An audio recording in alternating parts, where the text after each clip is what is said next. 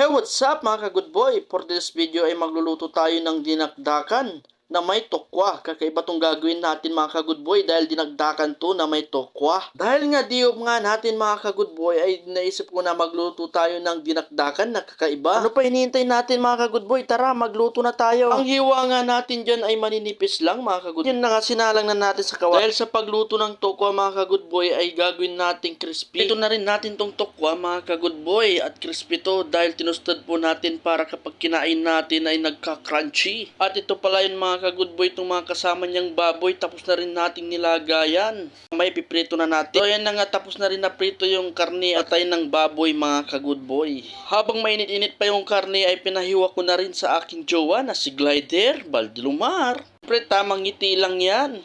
Kinilig na naman. Nangangalam na yung baboy at atay ng baboy mga ka-good boy kaya hiniwa na rin natin. Tamang hiwa lang tayo. Dahan-dahan lang para hindi tayo masugat. Kapag nasugatan tayo ay baka dumugo. Na rin natin nahiwa yung sili at sibuyas mga ka-good boy. Siyempre tapos na rin natin nahiwa yung atay at baboy at tokwa mga ka-good boy. Paghiwa nga lang dyan mga ka-good boy ay maliliit lang. Kung napanood nyo tong video na to ay paki-comment naman kung saan nakarating tong video na to mga ka-good boy. Huwag nyo na rin kalimutan mag-follow para updated kayo sa lahat ng video natin. Kaya na nga titimplahan na natin mga ka-good boy. Ilalagay na nga natin yung sili. Ilalagay pala natin dyan ng siling green lang dahil ang mahal ng siling red. Kain nyo yun mga ka-good boy. 1 kilo, 1,000. Ilagay na rin natin yung sibuyas dyan mga ka-good boy. At isusunod na nga natin yung seasoning. Hindi may iwan yung seasoning dahil yan yung pangpalasa natin. 4 na pack lang pala yung ilalagay natin dyan para makontrol natin yung lasa niya mga ka-good boy. Para hindi masubra sa alat para perfect. Tamang lagay lang tayo ng seasoning oil o Knorr Squid seasoning.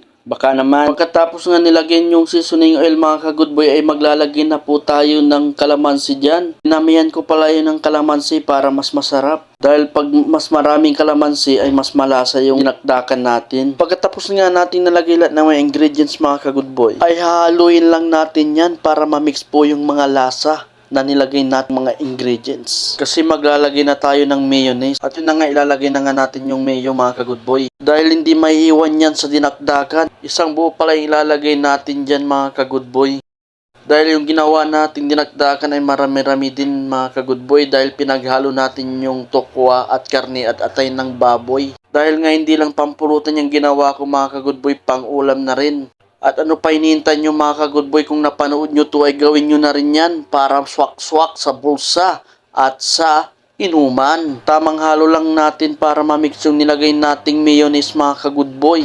Mukhang pwede na to mga ka-good boy, pwede ng pampulutan at pang-ulam. Tara! So ayan na nga mga ka-good boy, ito na pala yung dinakdakan natin. Nilagyan pala natin ng mapamintayan, hindi ko na rin pinakita mga ka-good boy dahil bumili pala tayo sa tindahan. No, pa hinihintay natin mga ka-good boy, tara tagin na.